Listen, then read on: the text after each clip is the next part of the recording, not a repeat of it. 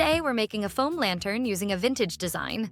You'll need 2 square pieces of cardboard, 11 by 11 centimeters, 4 pieces of cardboard for the top of the lantern, 4 pieces for the body, and 4 for the base. These are the measurements for each piece of cardboard. First, we start with the body of the lantern. I marked 2 centimeters from all sides, and I'm connecting them using a ruler. You'll get this grid.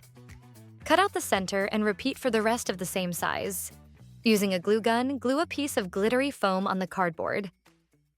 Cut the foam the same size as the cardboard from the top and bottom, and add a bit extra to the sides, less than 0.5 centimeters. This will help glue the body together. Hollow out the center, then add glue and get cellophane paper. You can't make a lantern without it.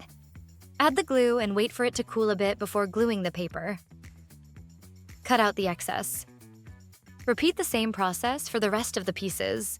The body is the first part that's been wrapped and glued together. Do you remember the extra foam we left on the sides? Glue them together using a glue gun or super glue, like this. Next, the top of the lantern. I covered them using the same technique.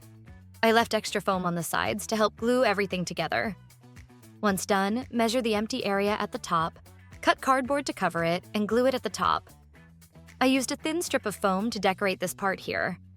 I used this mix of colors because this is intended for kids. Then I used these pieces of foam with a 1.5 centimeter width. One piece is slightly longer than the other. Fold the shorter piece in half, like this, and glue it together. Then glue the longer piece at the bottom of the shorter one and wrap it, like this.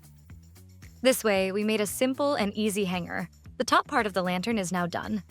Now, glue the 2 square pieces on top of each other to make one thick piece. I covered it in glittery paper foam on both sides, then covered the sides with a foam strip. Now it's time to put everything together. First, place the base. Cover it using the same technique. Glue the body on top of it, like this. Then get the square piece, glue the top piece on it, then glue it on the body, like this. I inserted a battery powered from the bottom. This way, you easily can turn it on and off. Look at this amazing result. I love it so much, you have to try it yourselves. Don't forget to leave a comment and tell me what you think.